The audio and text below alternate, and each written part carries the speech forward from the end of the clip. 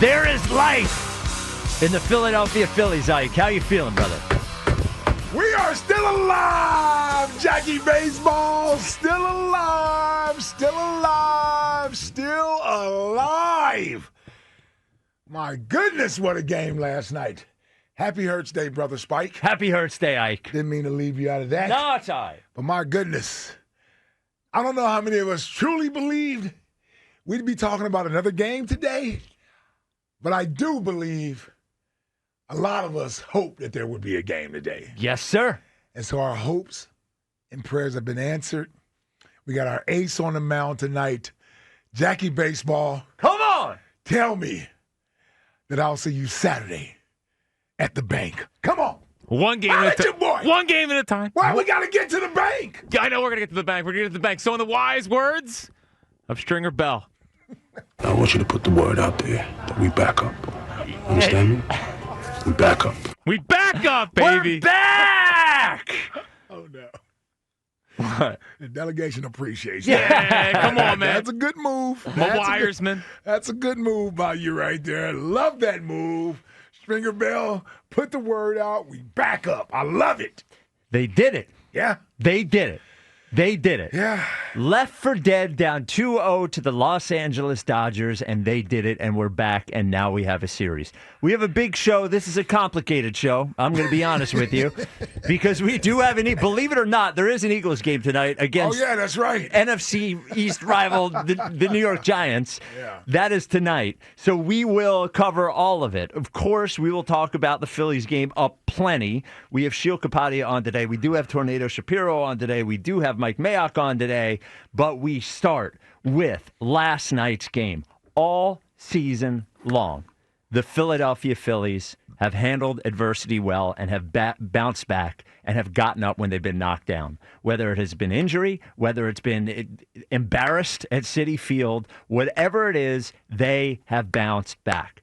They lost 2 games at home to the Los Angeles Dodgers and went out there, and everybody left them for dead. And you know what happened last night? They won. They are back. They bounced back again. And Ike, they're not just alive. This team isn't just alive. They are back in it. This is a 5-game series, not a 7-game series. Yeah. Being down I 2. wish it was a 7-game series right now. Oh, my gosh. I don't even want to think about it. I don't even want to think I about wish it. it was a 7-game series. Being down 2-1, this is a series. This is a real series. And like you said, we have our ace on the mound tonight. We have Christopher Sanchez on the mound tonight against, look, Tyler Glasnow is a talented pitcher, but he is their worst starter tonight. And He's a dead man, He Spike. is a dead man. He's a dead man. And you know what? Everyone showed up last night. How about the Stones on Aaron Nola in that first inning, getting out of that first inning when it looked like it could unravel? Aaron Nola get up on the mound throwing 95 miles an hour, the breaking stuff, dotting it right where he wanted it. Yeah. And then, how about the Stones on Rob Thompson after Aaron Nola looks good for 2 innings to take him out and put in Ranger Suarez? And I believe it. And then how about the Stones on Ranger? He comes in there, first pitch he throws, a home run to Tommy Edman, settles in, and that's the only run he'd allow. Yeah. And we couldn't say it enough. The top of the lineup. I mean, not everybody agreed on everything yesterday, but everybody did agree on one thing. The top of the lineup has to show up. Yeah. And an embarrassing first inning for the top of the lineup. Sure. You know, Trey Bunton trying to get on what base. Are we doing? Yeah. Kyle Schwarber, a 1-pitch at bat, but then the 4th inning happened. And Kyle Schwarber hits a Yamamoto fastball 600 feet into right field, and it opened up the floodgates. And I don't know what happened. It looked like they figured something out on Yamamoto. They weren't swinging at the break and stuff. Pitches being tipping pitches? What we got? Can we finally have that go our way? Go our way. We got to tell one time. That's why I said it. Well, after Schwarber hit the home run, he looked into the dugout, and he gave like a knowing glance to somebody. He said that was to fire the boys up. Oh, yeah, that was saying, to me, I thought that meant let's get it going. Oh, to me let's it meant, get it going. To me it meant, did you see it? I saw it. And they just sat on the fastball, and it was a Bryce, and then it was Bohm, and like everybody hit, and we had it was it was nerve-wracking in the middle of the game when there were a couple of situations where they had 2 on and nobody out and they didn't drive anybody in. And I started thinking, I'm not going to speak for everybody else, but I started thinking, oh, here we go. Yeah. It's game 1 again. Sure. Here it is. Yeah. And then JT Realmuto, who has been their best hitter in the playoffs, has had an important hit in every game of the series. Every game. Remember the triple in game 1. He hits the double in game 2, and then last night that home run, and it opens up the floodgates again on Kershaw. And we're back in this, man. I mean, this is for real, Ike. This is for real. We're back in this. Yeah, and I think seeing the top of the lineup swing with confidence last night, produce in clutch situations. Schwarber getting this thing jump-started with that rocket launch he hit out there to right field. Moonshot. I think that's what gives me the most confidence because you can't do this without those guys. Right. The middle of the lineup, bottom of the lineup, they did what they could do in the first 2 games, and no one at the top of the lineup showed up. Else we'd be up 2-1 right now. Potentially 3-0. Could have swept them. Yeah. Right. Yes. So the fact that they did what they did at the top of the lineup, that is the most encouraging thing for me because I hope this breaks the seal for them. They finally seen the ball hit or go over the fence. They've seen the ball land. They're seeing production. And so that builds confidence for these guys at the plate. And those 4 hitters at the top of the lineup, I'll throw Bowman there because he had some clutch hits too. If they're going to hit like this, then we will beat the Dodgers in two more games. Yeah, we will because the pitching for us is better than the Dodgers pitching. At this point, we have Christopher Sanchez and Jesus Luzardo going, who were great in their first 2 spots. This feels good, and you said Max Kepler said it too. Max Kepler said after the Schwarber home run, it felt like okay, we're back now. Yeah. Okay, we're back. Jack. Must have been a tense watch for you. Of course. The middle of the game.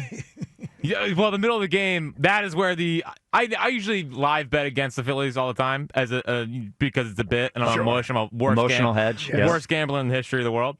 And I usually put a nice little $10 on it. Yeah. I put a crisp $30 on the Dodgers when it was 3-1, and they do that double steal with Stott and Turner, and with the top of the lineup coming up, and you're like, all right, here we go, we're gonna break it open, and they completely blew that opportunity, and that's where I was like, don't do this to us again, don't do it to us again, because you're right there. Is that when you texted me ball game? Yeah.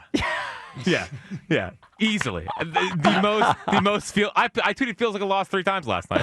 It felt like a loss, and then they exploded. But you guys talked about it. The freaking there's so many heroes of last night. Yep. Thompson, masterclass. Ranger and Nola, masterclass. Yeah. But I think why we feel so positive is really that Schwarber home run. Like that is in years past. Like they've been so good this year. They haven't had that lull where Schwarber has to have the kind of silencing home run. He kind of had it with the 4 home run game where he's like, we're fine.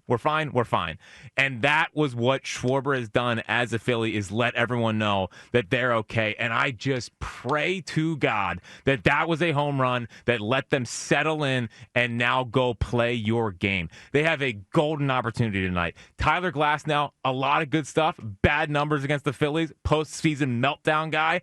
Give me him against Chris Sanchez. And the biggest thing that happened last night, one of the biggest things that happened last night, Duran didn't pitch. You have him for 2 innings if you need him tonight, as long as Sanchez can give you 7. Like, they are in such a good spot.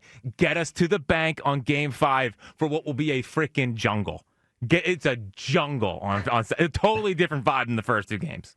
Yeah, well, it'll be the confidence will be there because it'll feel like we are rolling downhill. You know what I mean? Like that we have the wind at our backs and coming down if we can come back from 2-0. Just I don't want to get ahead. Win tonight. Gotta win tonight. Win this game tonight. What a performance last night. Yeah. You know when I felt the best is when Harper goes for third in a classic "what are you doing" scenario. And the ball goes into the stands, and he goes home.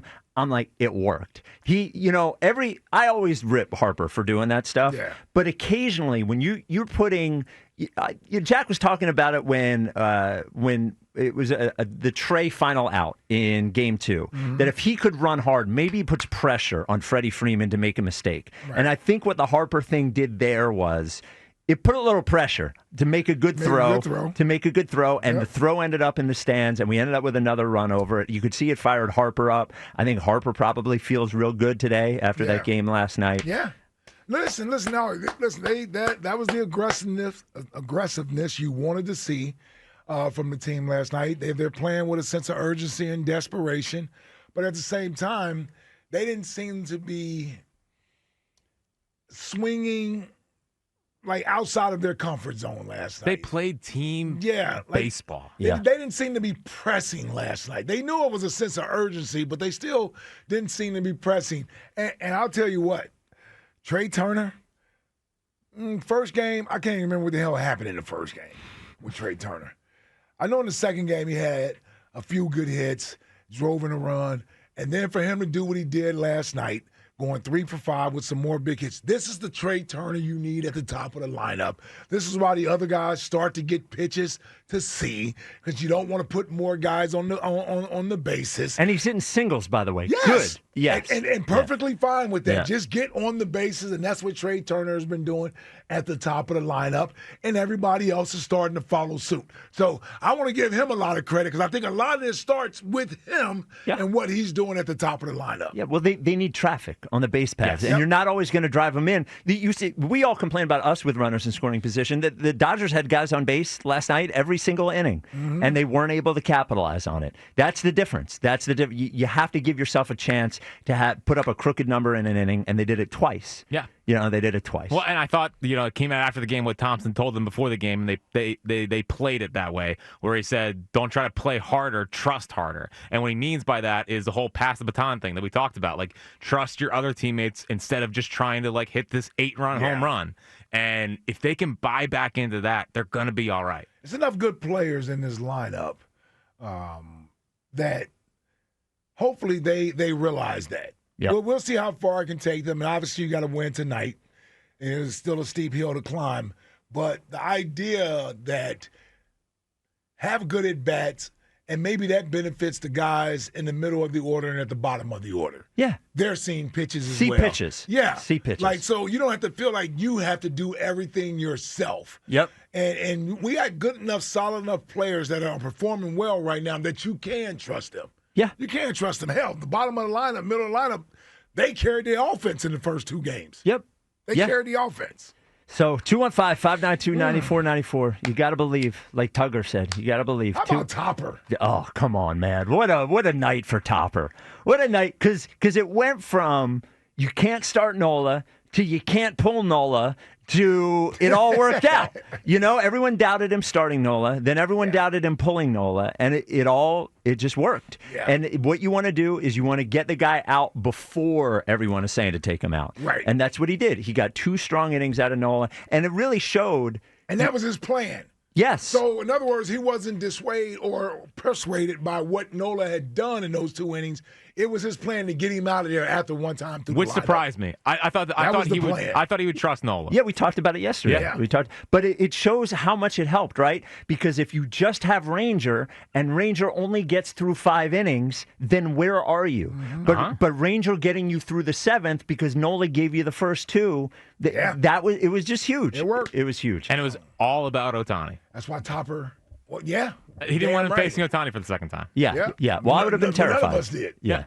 Now Edmund had to take Ranger yard, but whatever. Yeah. I was happy when he hit Freeman. I thought that was great strategy. Yeah. I'd rather you do that. Yes, and then he strikes out Teoscar right afterwards. Yep. All right, 215-592-9494, talking about the big Phils win.